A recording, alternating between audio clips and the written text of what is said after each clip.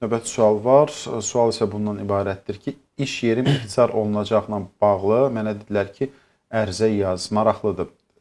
İxtisar olunursa mən ərizə yazıb nə üçün işdən çıxmalıyam?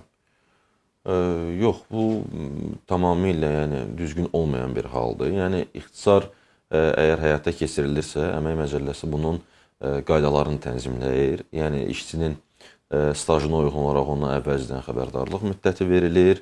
Həmən xəbərdarlıq müddəti ərzində həftənin bir günü işçiyə əmək haqqı saxlanılmaqla işdən ayrılmasına icazə verilir ki, özünə iş axtarsın. Eyni zamanda bu proseslər yekunlaşdıqdan sonra xəbərdarlıq bütün proseslərə riayət eləməklə, qaydalara riayət eləməklə əmək müqaviləsinə ixtisardan xitam verilə bilər. Bu halda işçinin nə ilə bağlı ərizəsi alına bilər? O əslində işə götürənin belə deyək, inisiativası deyil. O işçinin mövqeyi ola bilər. Yəni xəbərdarlıq müddətini gözləmədən məni əmək müqaviləmə ixtisardan xitam verilməsinə razıyam. Xəbərdarlıq müddətini gözləmədən xitam veriləndə də həmən müddət üzrə olan müavinat, o pul məbləği işçiyə ödənilməlidir.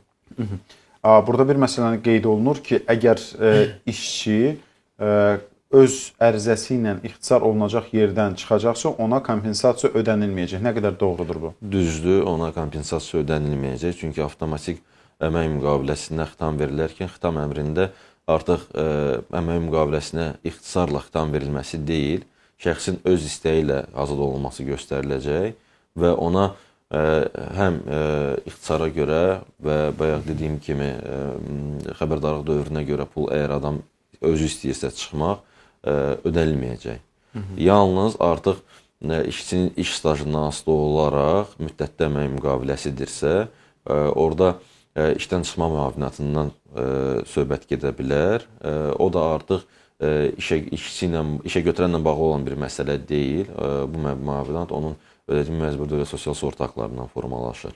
Amma ixtisarla bağlı işçiyə demək ki, ərizəni ixtisara salmayım, çıxardım. Təbii ki, burada işçinin həm əmək hüquqları pozulur, həm də əmək hüquqları baxımından işçinin çatacaq pul məbləğlərinin də, yəni əmək haqqı və kompensasiyanın ödənməsində müəyyən problemlər var. Yer gəlmişkən, bu kompensasiyanın məbləği nə qədərdir? Əmək haqqının?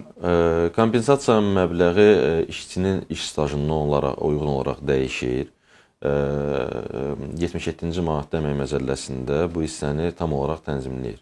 Hər bir vətəndaşımız öz stajını, yəni belə deyək, müəyyən edərək, əmək stajını müəyyən edərək, Məcəllənin 77-ci maddəsinə baxsalar, orada hər staja görə nə qədər ödənilməlidir, neçə misli hamısının, bəli, hamısının hesablama qaydası müəyyən olunub orada. Yəni, çox sadə bir hesablama qaydasıdır, əmək haqqıdır, onun mislidir və stajıdır. Staja uyğun olaraq misli əmək haqqı deməli, ödənilməli olan misli hesablanır, neçə misli ödənilirsə, o məbləğdə alır.